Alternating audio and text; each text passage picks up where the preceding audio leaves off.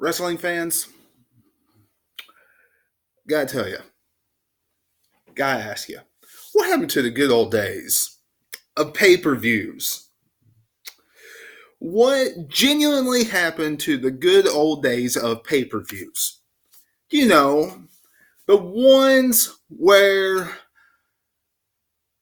WWE really put in their best effort all the time. Seriously. Whatever happened? Now I know, Stomping Grounds is not here yet. We have not seen Stomping Grounds yet. But it's not sold out yet. They're giving tickets away to fill up the arena.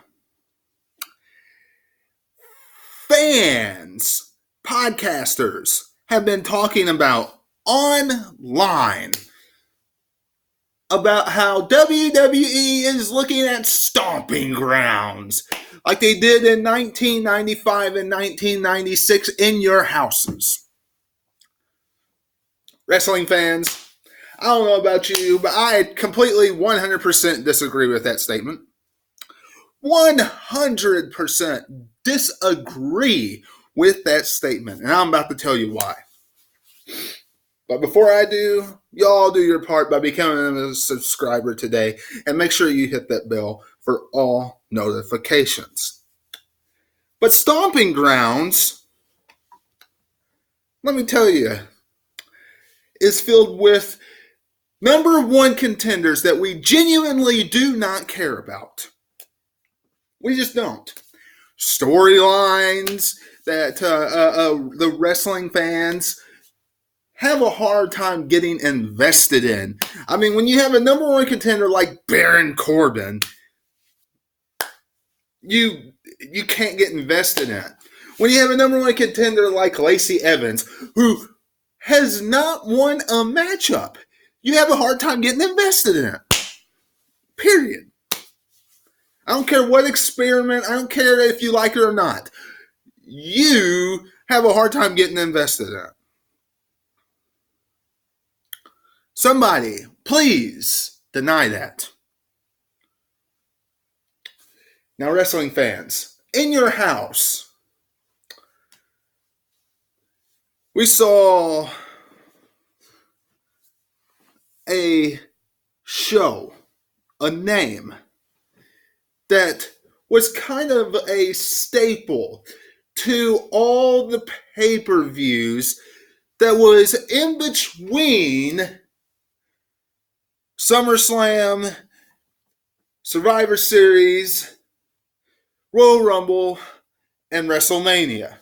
And they all had different names in front of In Your House. It was In Your House, Cold Day in Hell. In Your House, Beware of Dog. In Your House this. In Your House that. Sure, there was matches on there that you didn't really care about. Every pay-per-view has those. Every single one of them has those. Okay?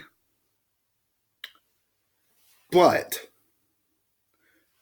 you're going to tell me an In Your House Buried Alive matchup, Mankind versus The Undertaker, In Your House Buried Alive, was not an intriguing pay-per-view? In Your House, where they took the $1 Million Corporation and they put Sid in it, and they had Diesel, and they put Shawn Michaels into the storyline, and it led all throughout the 1995 summer months until they got to SummerSlam. When I was a kid, that was some of the most intriguing times. Some of the most intriguing times. And that did eventually lead, once Sid came back, to him getting the WWF Championship in 1996 Survivor Series. Now, wrestling fans, you look at Shawn Michaels versus The Undertaker. Hell in a Cell. That was an In Your House. That was Kane's debut.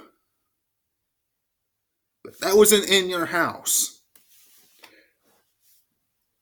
How can WWE look at all these matches, all those storylines, and compare it to Stomping Grounds? Seriously, Stomping Grounds. You take Stomping Grounds that has rematch after rematch after rematch after rematch after rematch, and rematches that the fans don't want to see. No offense, we have Shane McMahon and the Mean Street Posse in a rivalry with Roman Reigns. I'm sorry, Drew McIntyre. Drew McIntyre versus Roman Reigns. What do you think the outcome is more than likely going to be? Roman Reigns victorious. Should that be the case, especially if Shane McMahon is going to be the WWE champion, rumored taking the title off of Kofi Kingston? Should it be the case? No. Drew McIntyre should go over. But Roman Reigns is probably going to walk out victorious Sunday. Baron Corbin versus Seth Rollins. What is the one most intriguing aspect of this matchup? I got it. Who's going to be the special guest referee? I got it. Will Brock Lesnar come out and be the special guest referee? That is the most intriguing part. It has absolutely nothing to do with the storyline about Seth Rollins and Baron Corbin, because no one cares about Baron Corbin. And if I have to hear somebody say that no one cares about Seth Rollins one more time, then I really do not know what you're listening to. I don't. Because put the title back on somebody like Roman Reigns or somebody like that and see what the fans do. See what the fans do. Seth Rollins is getting a reaction, a positive reaction with the fans. Excuse me.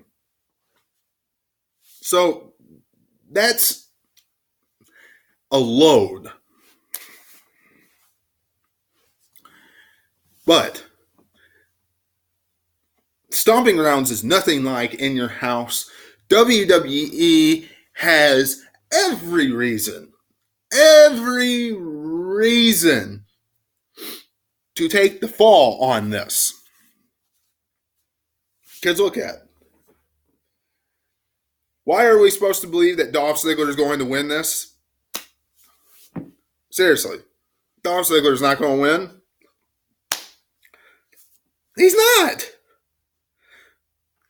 Dolph Ziggler is not going to win this contest. Kofi, victorious. Lacey Evans, she has not won one match yet that I can remember. If she wins,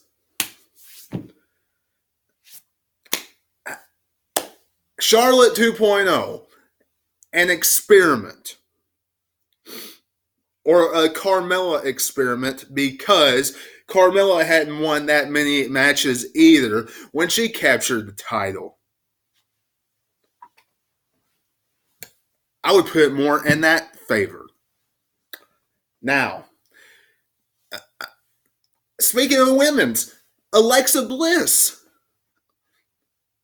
odds, the perception is Raw versus SmackDown Superstar for a SmackDown Women's title. Are you kidding me? Are you kidding me? Bayley should not be dropping the title. It wouldn't surprise me if she did, but I mean, she shouldn't be. Stomping Grounds should not be happening. Do you remember long time ago, WWE put on this massive, awesome SmackDown Live? I mean, it was huge. I mean, it was fantastic. Fans loved it. I loved it. I mean, it was great. It had like 2 or 3 championship matches on it. I mean, limited commercials. USA actually put limited commercials on it. It wasn't like 3 or 4 or 5 minutes of commercials. It was great. It was a super SmackDown Live. Why can't we have one of those again? Seriously. You didn't have to have Stomping Grounds. You could have one of those. Raw could have actually been intriguing, enjoyable to watch. Didn't get that either. Instead, we got Stomping Grounds. What do I know? Huh? What do I know?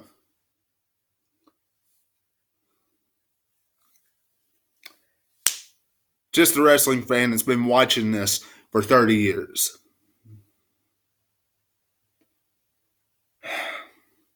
That's what I got for you today. Hope you've had a good week. Having a good weekend.